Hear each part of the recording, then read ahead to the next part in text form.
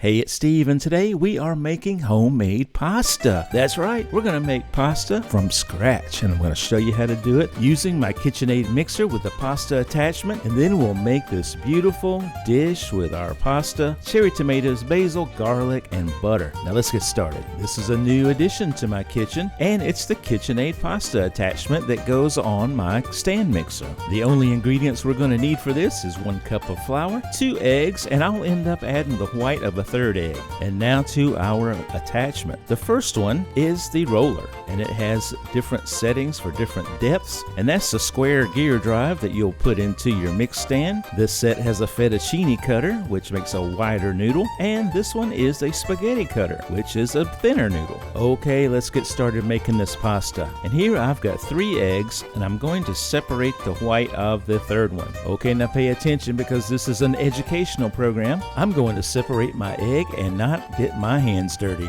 Notice I have a slotted spoon and a butter knife. I slide the spoon under the yolk, pick it up, separate it with the butter knife, and pour out the white. And look, clean hands. We've got our ingredients all together, so into the mixer everything goes. I start with a dough hook on low speed, and then when it comes all together, I'll speed it up a little bit. Adding the third egg white was an on-the-fly decision, so you can see my dough is a little loose, so I had to add some extra flour into the mixer. When it all comes together, pour it out onto your board, knead it by hand for a couple of minutes, shape it into a dough ball, and cover with a towel for at least 15 minutes. Now let's configure our mixer to start making some pasta. The first attachment to go on is the roller, and this acts like a rolling pin. Slide it into the square gear, tighten the lock nut, and it should look something like this. The wheel on the end of the attachment is the thickness setting. We'll always start at 1. So obviously I can't run a whole dough ball through there at once, so I rolled out the ball to about 1/4 inch thick, and I cut it into strips, and then with my fingers push it down thin enough so that it can get through the roller. And I failed to mention, always use speed number 2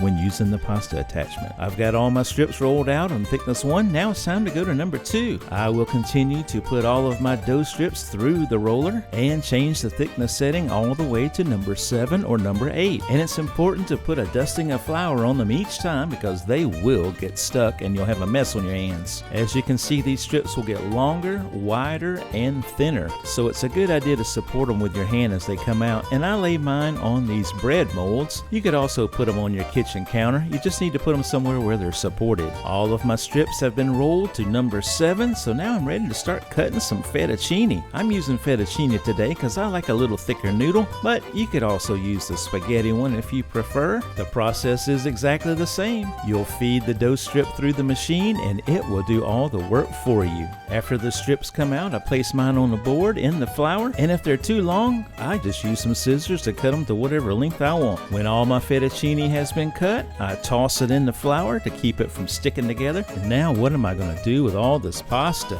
Well, I've got a good idea. I'm going to chop some garlic. I'm going to chop some fresh basil. I've got a pot of water coming to a boil. I'm adding a healthy dose of sea salt. And when it's ready, I'm going to put my fresh pasta in it. I'm going to move this around just to make sure it doesn't get stuck together. And being fresh pasta, it only takes about 3 or 4 minutes to cook. And that's the exact amount of time I need to make my sauce. So into a small pan of butter and olive oil, I add garlic, I add a few cherry tomatoes, and I practice my multitasking skills here by stopping the pasta from boiling over. And after about 3 minutes, I remove the pasta from the heat. I go grab a strainer and continue to work on my sauce. I strain the noodles over the pan and add a bit more olive oil to my sauce, followed by the fresh sliced basil from the garden, and give it a couple of tosses in the pan. And now everything is ready to serve. And don't be shy because this stuff is good. This pasta is fresh and it is so much better than the stuff you get in a box from the store. So once I have it in my bowl, I pour over my sauce and top it with those tomatoes and fresh basil. And oh my goodness, the only thing better than this dish is the nap you're gonna take after you eat it. So enjoy, get dirty in the kitchen, get flour on your face.